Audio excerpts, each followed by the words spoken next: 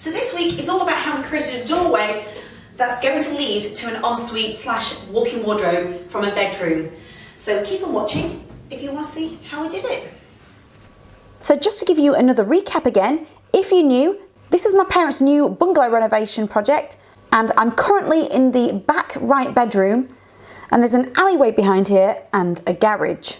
So with this being technically the end of a house, it's a double brick wall. And yes, another disclaimer, if you don't know what you're doing, you must consult someone. And remember, there's no brick walls upstairs, so I'm just following the way my dad advises me here. So he's now explaining how wide the door opening should be, and I'm writing maths on the wall, although this time I'm allowed. I did do my times table on the bathroom wall once. So that's 33 by 80, 33 by 83. And then you want to be on it. I have written a full in-depth blog post on this. I'll leave a link to that with the measurements below. That's to allow for the frame, clearance and space for a lintel. And the door is going in the far left corner. So first he asked me to hold this wide structural piece of timber along the corner of the wall and draw along it for a straight edge. This would roughly be the start of our door. Then I'm marking the width of it, drawing a line from the floor using a spirit level up to 83 inches.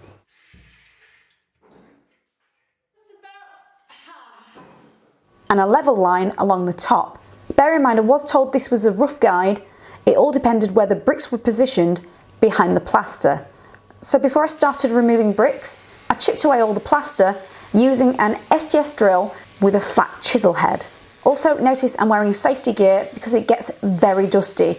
I had tried to open the window, but later you'll see I just wasn't trying hard enough.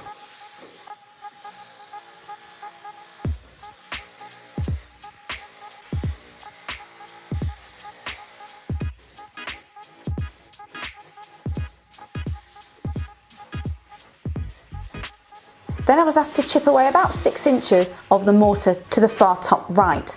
This is where we'd remove a brick later, so the lintel would hang over some of the existing brickwork. So as an extra precaution, in the past when we've knocked out a wall for our kitchen, we propped it up with an acrow prop. But because we were going to go very steady, we're not going to use a still saw on this side. My dad advised us we were going to be fine if we took it gentle. And I'm quite happy taking my time on jobs like this. So what I'm doing now is drilling lots of holes around that top row of bricks about 1.5 inches away from each other, so we can remove them with ease and not disturb any of the bricks above. I always have to ask my dad questions. I can never predict what will happen. I might be quite annoying to work with, but I'd rather play it safe. And this is around the time when my dad suggested to chip more of the plaster away to the right. It was easier to remove bricks where some of the running bond joins were. So now I'm very gently chipping away with a chisel head attachment on the SDS drill so I could slowly remove brick by brick. And occasionally, to make things easier, I'd use a club hammer. Because it's still delicate work at the moment, I was advised not to use a sledgehammer at all. Also, if we used a still saw in the house, it would create a whole film of brick dust everywhere. And that is speaking from experience. So I carried on until I removed that whole row of bricks.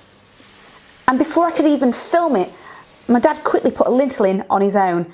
And this is where I totally need a spare pair of hands.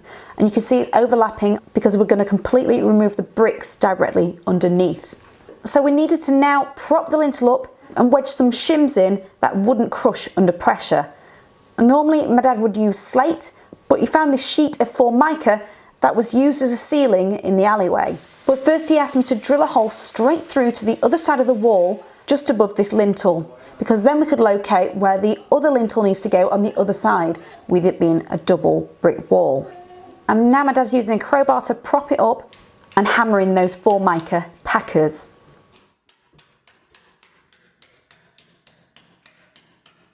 So once he was happy the lintel wasn't going to go anywhere, my dad led the way by drilling holes to create the door opening.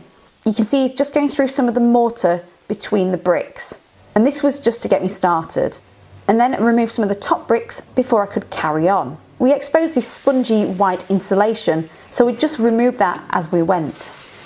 And this is where our SDS drill decided to not work, and the pressure snapped the drill bit. I'm glad I was wearing safety goggles.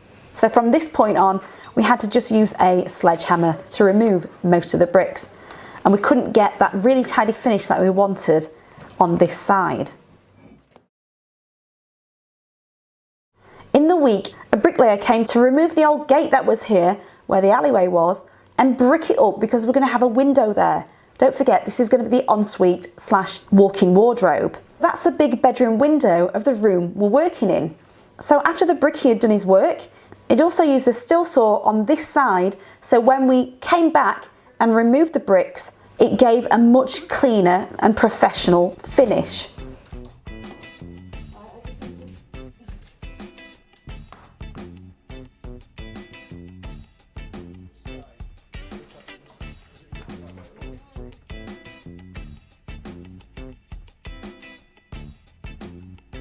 But we noticed the ground was slightly lower on that side.